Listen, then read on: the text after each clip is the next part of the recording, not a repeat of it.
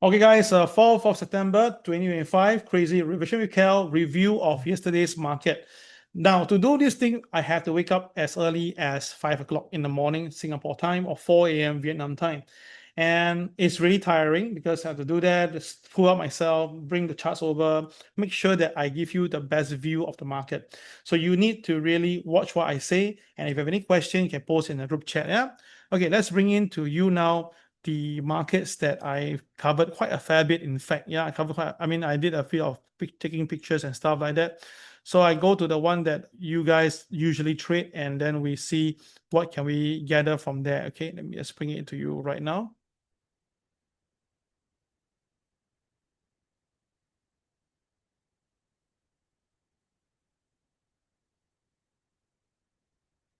Just hold on a minute.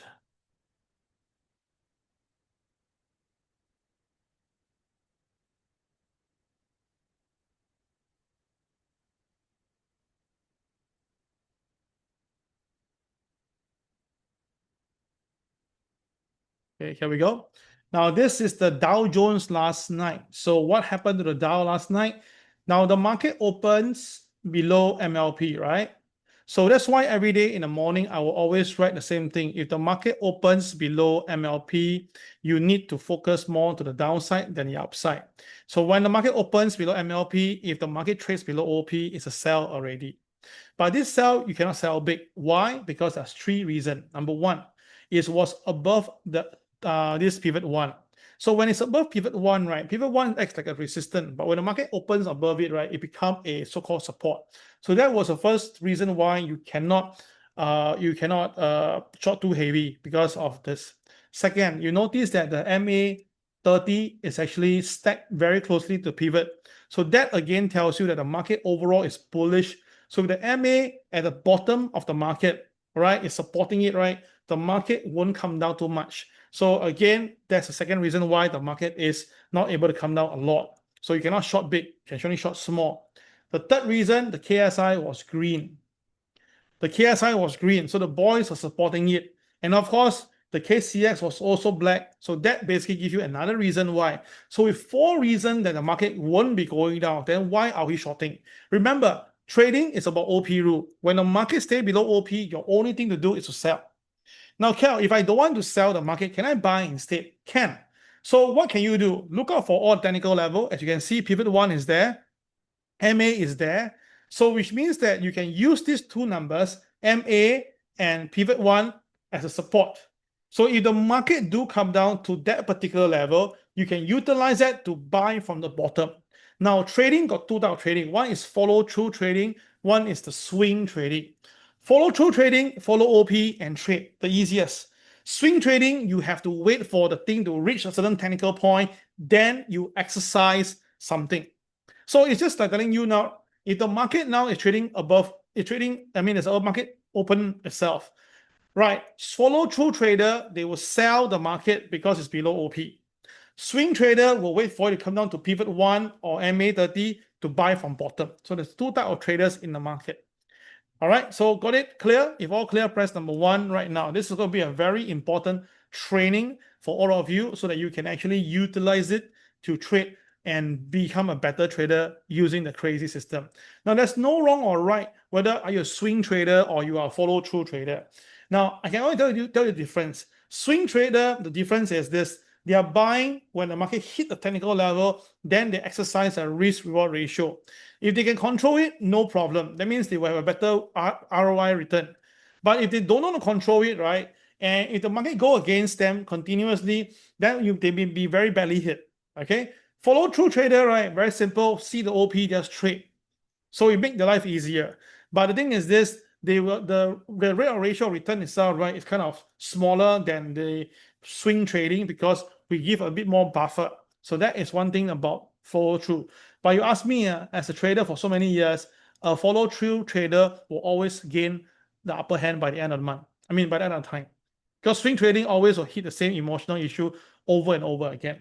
So let's take a look now. This is the entire day of the market. You can see that once the market trades below OP, the market just go all the way down. Okay? And then after that, it rebounded. Did you notice that the rebound came with a stacked diamond? Now, I said many times before, when you see the market coming down and a stacked diamond appear at the bottom, this is the time you can look to buy. Now, you know that the KSI is green for the day chart, right? So, of course, you can buy. And plus some more, the KSI also turned green, KCX also turned black. Over here itself, you really want to feel like buying, I won't stop you for stacked diamond, but you have to be buyer from the bottom.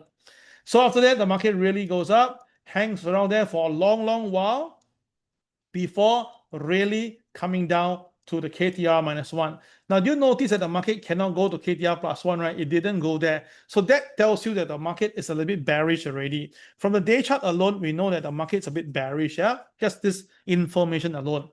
Then after that, the market came down, hit the KTR, okay, it rebounded. So where is the bottoming out factor? It was actually towards a very late night, about 2 a.m., where you can see the market, wow, basically traded everything. It hits the pivot 1, it hits the moving average. Now, how do I know it hit pivot 1? Of course, you can see from the screen. This is the pivot 1, it triggered it, right? Then how about the MA? Look at the green dots, can you see that? The green dots basically tells you that the market triggered the MA. And when you see the MA triggered, right, there's only two directions it will go, either this way or go down this way. So in this case right now, the market chose to buy up. See, it's always like that. Once you see a MA, the green dots on your screen, that is actually tells you that the market is going to spring towards a new direction, either a rebound upwards or a sell off downwards south. So in this case, it shot up. Now, what's the news? I can't find any news. It just go up by itself. Yeah, some people speculate that because of the potential 50 basis point, but this one I cannot concur. And also people say that maybe it's because of Google, you know, the alphabet, they won the case itself. So this one is really very clearly that it's manipulated. Yeah, it just bomb it up until it went to the OP again as usual. Yeah.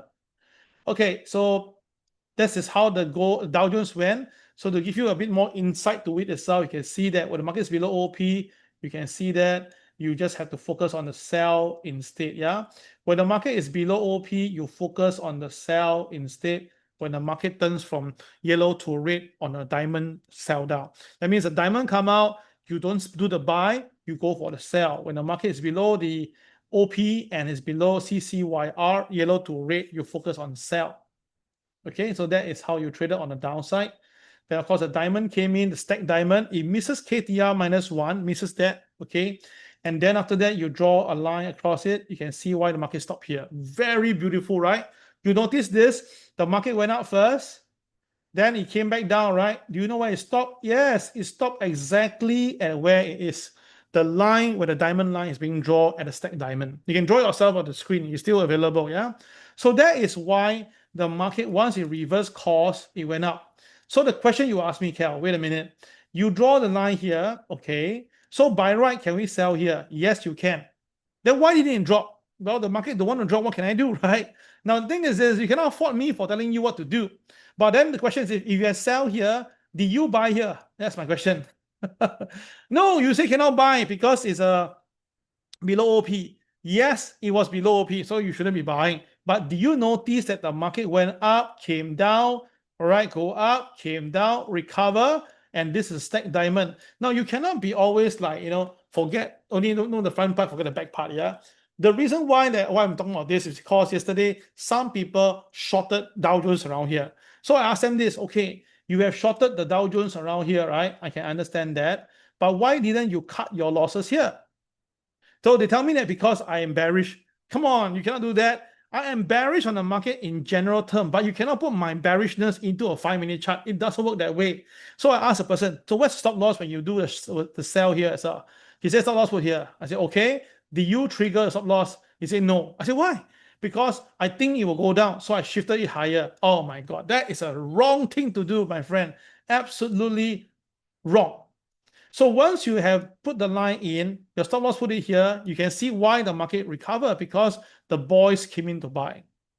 So okay, what should I do by right? So by right, as I said, number one rule is that if you see a stacked diamond, you're going to buy here, there's nothing wrong because it's a stacked diamond. Now, if you want to sell here, also nothing wrong because it's below OP, stacked diamond, by right should give you a sell. But because after that, the market recover again, you should be basically cut your list position and go long. And of course, at the same time, you notice there's a 4 diamond here. you need to put the new diamond here, and that's why the market shoot up immediately. Okay, so this is something that you need to take note of. Yeah, quite important. All right, so that is how it happened. All right, so I'll skip all this. This is NASDAQ. I skip all this for time limitation. You can see a lot of, I do a lot of print screen. I can talk to y'all about chart daily, day in, day out. Yeah, very easy. Okay, let's look at gold.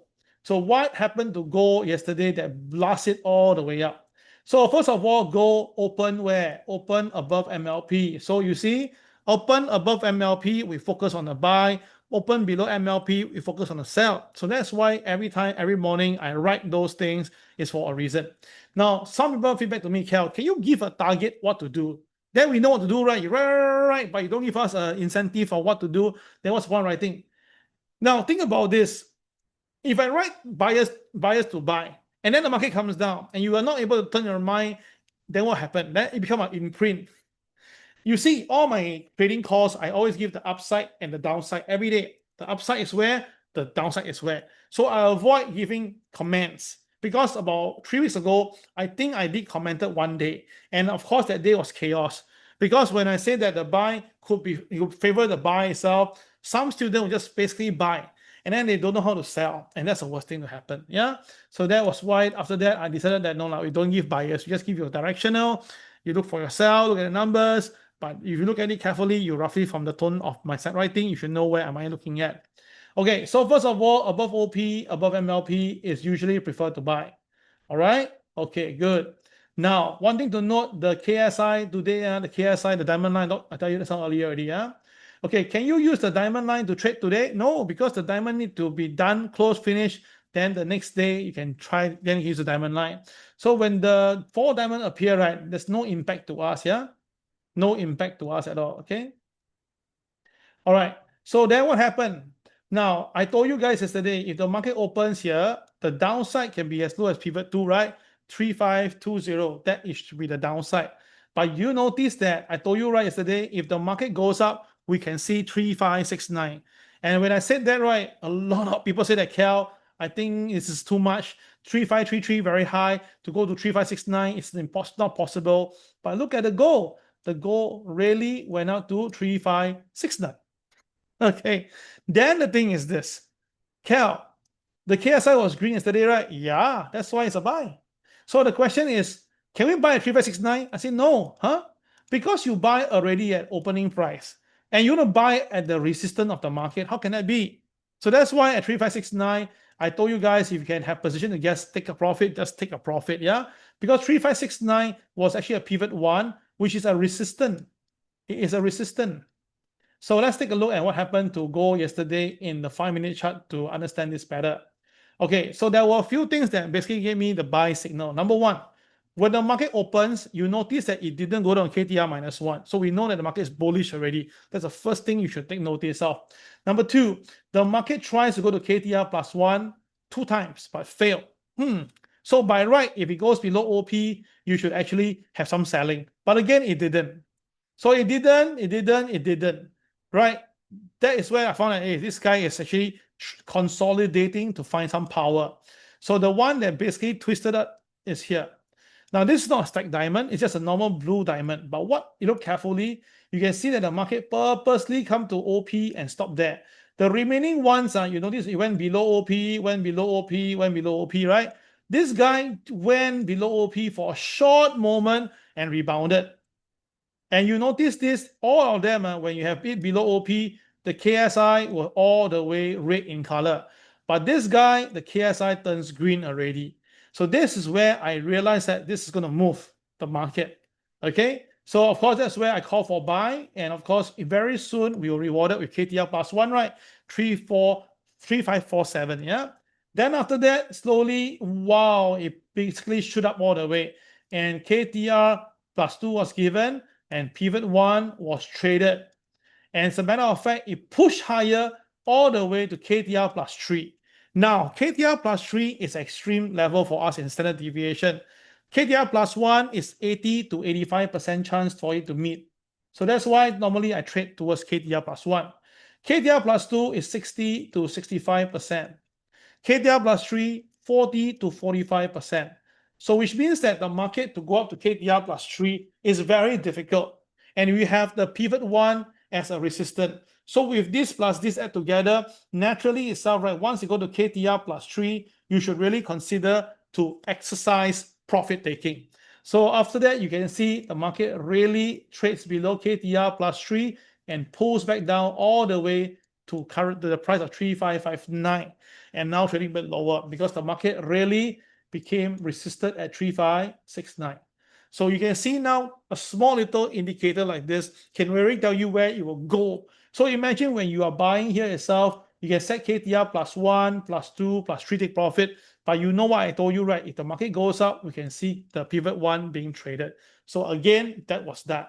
So all this tells you the system really have its merit. You just have to take note on how to trade accordingly so that you can do the best for it itself.